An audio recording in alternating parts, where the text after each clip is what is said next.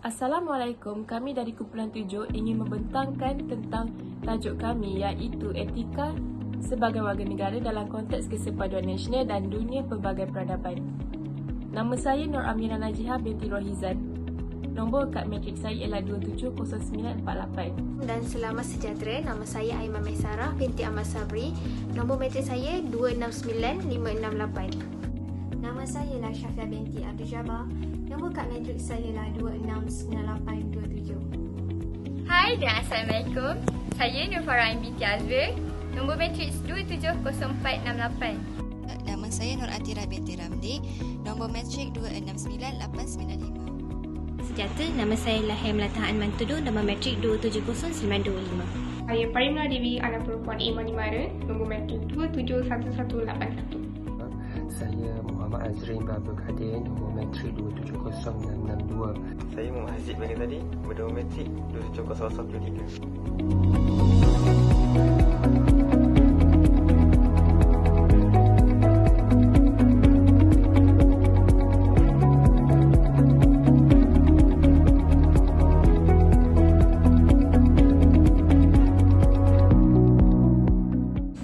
Yang pertama adalah objektif kajian. Objektif bagi kajian ini yang pertama adalah mengkaji etika dalam diri seorang warga negara Malaysia, merangkumi perbezaan agama dan bangsa. Yang kedua, meneliti maksud konteks kesepaduan nasional menurut agama Islam dan Confucius, serta meneliti pengaruh dan impak dalam kesepaduan nasional. Objektif yang ketiga adalah untuk menganalisis konsep dan kesan dunia pelbagai peradaban serta menganalisis tujuan dan matlamat peradaban. Okey, bagi skop kajian, kami merangkumi warga negara Malaysia serta memfokuskan kepada kesepaduan nasional, dan kami juga menggunakan Perpustakaan Sultanah Bahiyah untuk mendapatkan sumber-sumber ilmiah. Okey, bagi kajian literatur iaitu teknik analisis secara sistematik untuk suatu kajian. Kami menggunakan kaedah pemerhatian dan kajian perpustakaan. Dan seterusnya adalah metodologi kajian. Metodologi kajian merupakan kaedah atau prinsip yang digunakan dalam suatu kajian. Kami menggunakan metodologi kajian seperti kaedah pengumpulan data, kajian perpustakaan dan juga kaedah analisis data. Ini membantangkan tentang etika sebagai warga negara. Pertama sekali, saya ingin memberikan definisi warga negara. Warga negara didefinisikan sebagai penduduk sesebuah negara yang terdiri daripada penduduk asli tempatan dan juga orang asli yang diterima menjadi rakyat mengikut undang-undang. Selain itu, ada juga beberapa ahli yang dapat mengungkapkan pengertian etika. Antaranya ialah Ghazali Basri dan juga Hamzah Yaakob. Menurut Ghazali Basri, etika ialah mempertimbangkan atau memperhatikan tingkah laku manusia dalam mengambil sesuatu keputusan yang berkaitan dengan moral. Selain itu, menurut Hamzah Yaakob, etika merupakan sesuatu ilmu yang menyelidiki mana yang baik dan mana yang buruk dengan memerhatikan tingkah laku manusia sejauh yang dapat diketahui oleh akal fikiran. Ini akan dimulakan dari tahap individu dan ke masyarakat. Tahap pertama ialah institusi keluarga. Oleh itu, ibu bapa menjadi orang yang penting dalam proses melahirkan seorang anak yang beretika tinggi pada masa hadapan. Ibu bapa seharusnya mewarnai kehidupan anak mereka dengan menerangkan nilai-nilai murni, budi bahasa, hormat menghormati, perlakuan yang bertata susila tinggi dan sebagainya. Pengamalan nilai baik ini sejak kecil akan menjadi amalan kehidupan yang akan mementingkan etika dalam setiap perlakuannya, tidak kira di mana sahaja. Seorang anak yang beretika akan lama kelamaan akan menjadi seorang warga negara yang beretika pada masa hadapan. Mereka akan mula berkhidmat untuk tanah airnya dengan menjadi seorang rakyat yang beretika tinggi yang akan sentiasa menjaga nafsu. Seterusnya, individu ataupun warga negara. Warga negara yang beretika ini akan mempertahankan tanah airnya dengan memberikan kesetiaannya yang tidak terbelah bahagi. Hak dan kewajipan sebagai seorang warga negara yang beretika, terutamanya dalam kesedaran membela negara, akan terwujud dalam sikap dan perilakunya apabila merasakan bahawa konsep demokrasi dan hak asasi manusia ini merupakan sesuatu perkara yang amat penting dalam kehidupan sehariannya. Seseorang warga negara, khususnya warga negara Malaysia yang beretika, akan memiliki ciri-ciri taat kepada undang-undang tertinggi iaitu Perlembagaan Malaysia, Demokrasi Parlimen dan Hukum Negara.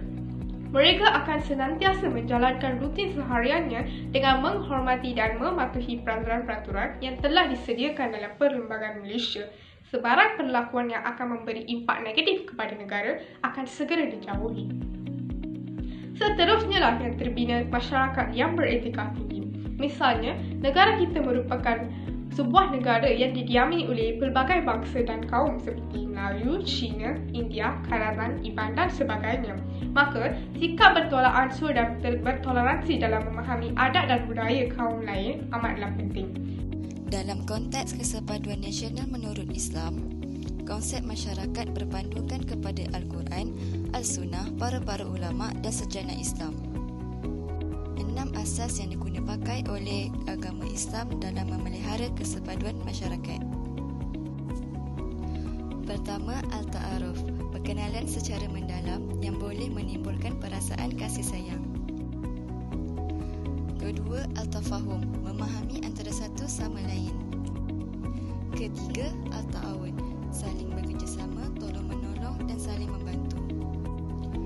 Keempat, Al-Ukhuwah, menjalinkan hubungan persaudaraan atau hubungan yang rapat. Kelima, Al-Mahabbah, berkasih sayang ataupun kemesraan yang dijalinkan melalui kasih sayang. Keenam, Al-Tajamun, saling menjamin atau melindungi antara satu sama lain. Kepercayaan Confucius mempengaruhi konteks kesepaduan nasional daripada pelbagai sudut. Kepercayaan Confucius mengandungi 7 jenis prinsip. Yang pertama adalah berperi kemanusiaan yang menekankan konsep kebaikan dalam diri manusia. Yang kedua adalah keadilan Yi yang menekankan bahawa manusia seharusnya menjunjung tinggi prinsip keadilan dan kebenaran dalam kehidupan. Yang ketiga, kebijaksanaan Zi yang menekankan seseorang manusia itu seharusnya berusaha menjadi seorang bijaksana dalam kehidupan.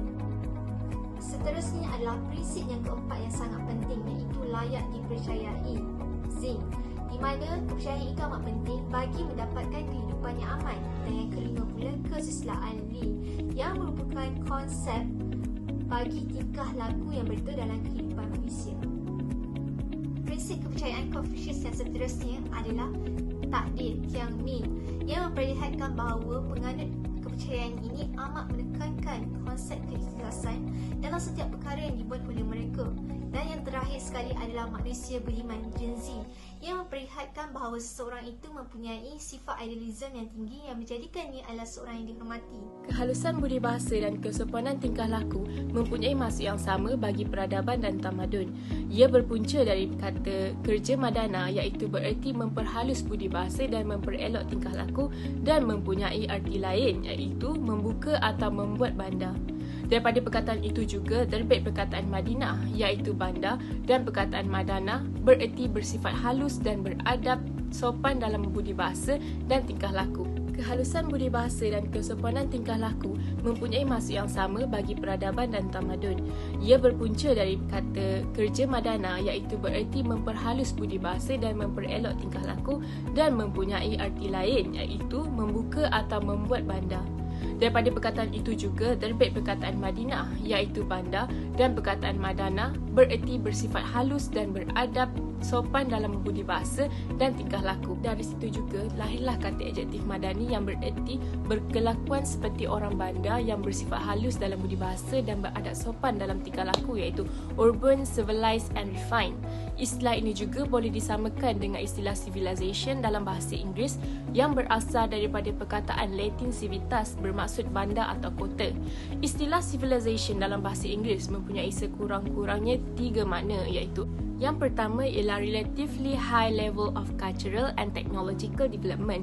Yang kedua, the culture characteristic of a particular time or a place. Yang ketiga, the process being civilized or a refinement of manners, thought and taste or a situation of urban comfort.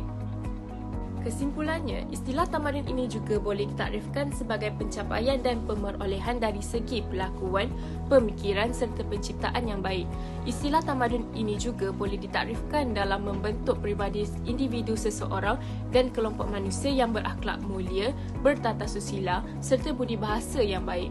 Konsep ini bukan sahaja dikaitkan dengan masyarakat atau negara bangsa atau wilayah tertentu, tetapi boleh juga seluruh umat manusia jika ciri-ciri dominan dalam sesebuah tamadun itu merebak secara global mendominasi seluruh dunia.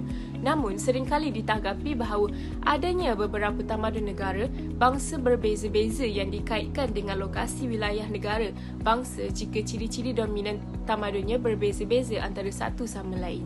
Seterusnya, matlamat dan tujuan peradaban. Ia yang wujud untuk mendekatkan dan menimbulkan persefahaman antara manusia. Ia juga boleh membincangkan antara dua atau lebih pihak bagi mencari jalan penyelesaian yang kreatif dan baru dalam menangani konflik dan masalah yang dihadapi oleh manusia. Hal ini juga mampu membawa komuniti-komuniti dari pelbagai latar belakang bersama berinteraksi dan mengenali antara mereka untuk mencari kebaikan bersama. Walaupun mempunyai kepercayaan agama, cara hidup dan ideologi politik yang berbeza. Di samping itu, untuk mewujudkan saling memahami tentang nilai-nilai, norma, pengalaman sejarah dan realiti budaya yang wujud dalam kalangan masyarakat. Hal ini juga berpotensi untuk mengelakkan konflik dalam komuniti peringkat antarabangsa, kebangsaan dan tempatan.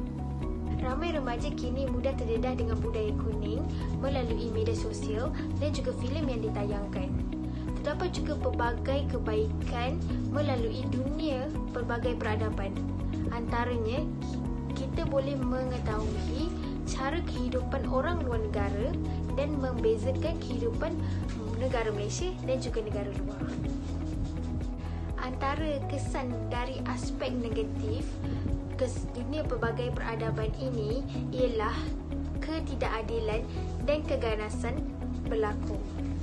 Impak daripada hal ini, masyarakat terutamanya daripada golongan remaja mudah terpengaruh dengan aksi-aksi sedemikian, terutamanya apabila tiada bimbingan atau kawalan yang ketat daripada ibu bapa. Dalam aspek positif pula, Kementerian Pelajaran boleh mewujudkan subjek pengajian peradaban di peringkat sekolah maupun institusi tinggi. Kementerian boleh menerapkan pelbagai nilai murni di dalam subjek berkenaan. Hal ini kerana remaja kini kurang kesedaran tentang peradaban dan juga nilai-nilai murni yang telah ditonjolkan oleh masyarakat-masyarakat dahulu. Ilmu tentang ketamadunan amat penting untuk diaplikasikan oleh masyarakat kini. Punca yang menyebabkan kemerosotan tamadun ialah ketidaksamarata menjadi jurang perbezaan yang sangat ketara antara golongan kaya dan juga golongan miskin, seperti di penghujung Rom 4 Masihi sebagai contoh.